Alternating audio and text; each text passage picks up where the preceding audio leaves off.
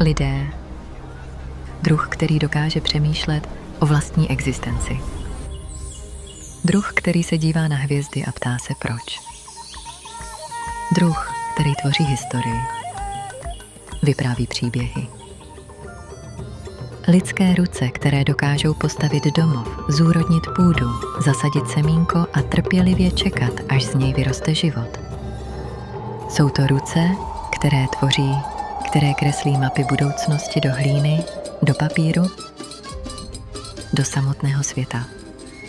Lidé jsou druhem, který se učí z přírody, z krajiny, kterou obývá, ale také z každé práce, kterou každodenně vykonává.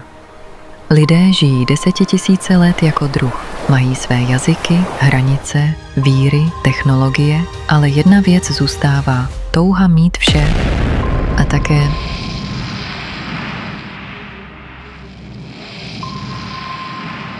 vzít si vše. Mysleme na budoucnost.